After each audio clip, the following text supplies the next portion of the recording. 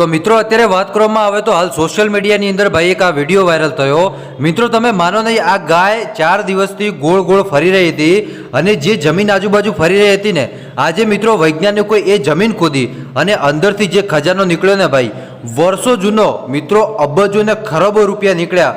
આ ગાય તમે વિચારો કે કેટલી બધી નસીબદાર હશે મિત્રો। એમને આપણા બાપ દાદા આપણને કહેતા નથી આવ્યા કે ગાય આજુબાજુ ફરે તો નીચે કાંઈક ખજાનો હોય, સાપ મિત્રો પોતાની જગ્યાએથી ન ખસતો તો નીચે ખજાનો હોય। આજે તમે લાઈવ જોઈ લો મિત્રો કે જે માહિતી ખજાનો નીકળ્યો ને ભાઈ, મિત્રો તમે માનો નહીં, દેશ અને મતલબ કે વિદેશના વૈજ્ઞાનિકો પણ હેરાન થઈ ગયા ભાઈ કે આટલો બધો ખજાનો। જી હા મિત્રો, વાત કરવામાં આવે તો હાલ સોશિયલ મીડિયાની અંદર ક્યાંક ને ક્યાંક એક આ ગાયનો વિડીયો જે વાયરલ થયો મિત્રો। આ ગાય 4 દિવસથી એકની એક જગ્યાએ ફરી રહી હતી મિત્રો। આજુબાજુના લોકોને એવું લાગ્યું કે ગાયને કોઈ રોગ થયો હશે ભાઈ, પરંતુ જ્યારે 5મા દિવસે ફરી રહી ત્યારે આજુબાજુના લોકોને એમ થયું કે લાવો અહીંયા કંઈક ખોદીએ, કંઈક હોઈ શકે।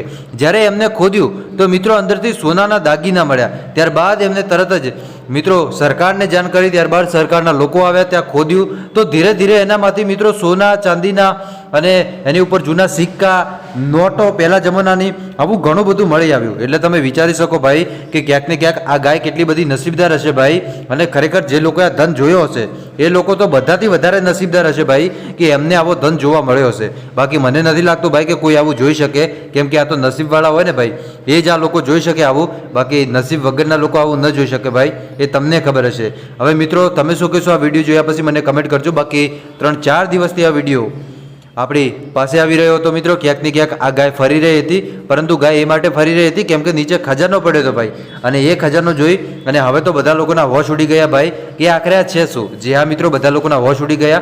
બસ આજ માટે આપણે આટલું રાખીશું, મળીશું આપણે નવા વિડીયોમાં। ત્યાં સુધી બધાને જય માતાજી, જય દ્વારકાધીશ।